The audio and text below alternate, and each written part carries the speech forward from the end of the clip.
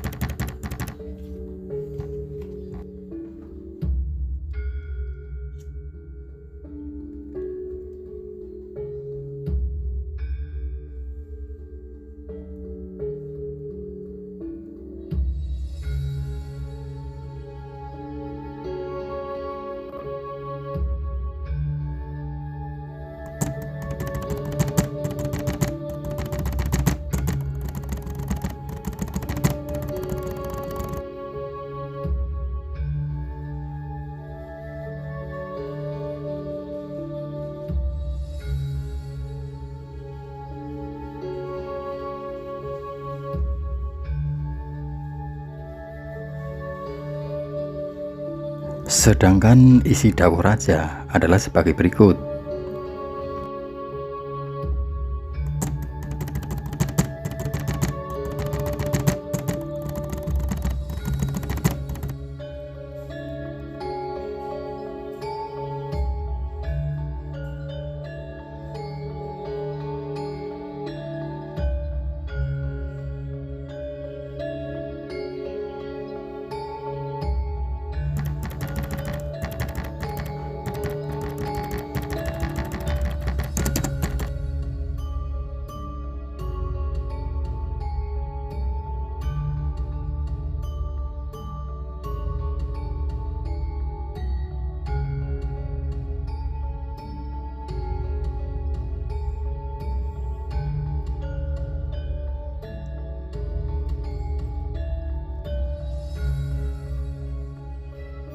Saya pribadi setuju siapa saja yang akan menggantikan Sultan Habis 10 nantinya, bahkan putri sulungnya sekalipun, asalkan memenuhi dua kriteria ini.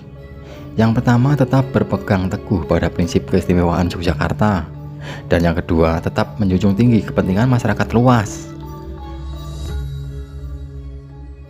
Saya sangat berharap keistimewaan Yogyakarta terus dipertahankan. Saya sudah menuliskan jawaban mengenai peran Kesultanan Yogyakarta demi mempertahankan kemerdekaan Indonesia. Kala itu Yogyakarta bisa saja memilih untuk mendirikan negara sendiri. Namun atas kebijakan Sultan, Yogyakarta akhirnya bergabung menjadi bagian integral NKRI. Semisal ada yang menginginkan untuk diadakan pilkada di Yogyakarta, ya monggo. Namun jangan hilangkan peran keraton sebagai pemangku adat. Mungkin bisa juga berkaca dari penerapan sistem monarki konstitusional seperti Inggris dan Belanda. Perlu dicatat terlebih dahulu bahwa saya bukan pendukung monarki dalam bentuk apapun. Alasan kenapa Trahamengkubuwono masih eksis sampai sekarang adalah karena mayoritas politisi Indonesia dan rakyat Jogja masih memiliki sisa rasa hormat terhadap kerajaan ini pada waktu berdirinya Republik. Salah satu buah dari kepiawaian siasat politik Habis 9. Pendidikan Sultan Habis 9 selama di Belanda tentunya telah membuat persinggungan dengan banyak pemikiran dan ideologi progresif. Ideologi yang telah menggerakkan banyak orang di Eropa untuk meruntuhkan kerajaan-kerajaan besar. Itulah yang membuat memiliki visi melampaui raja-raja Jawa pada umumnya. HB9 memahami betul bahwa gelombang revolusi yang melanda dunia pada dasarnya tidak bisa dibendung, dan Jawa cepat atau lambat pasti akan kecipratan juga. Benar saja, pada 17 Agustus 1945, Soekarno memproklamirkan berdirinya Indonesia, dan tanpa pikir panjang, HB9 memutuskan bergabung dengan kaum Republik. Hal tersebut disampaikan melalui dekret kerajaan yang disebut Amanat 5 September 1945.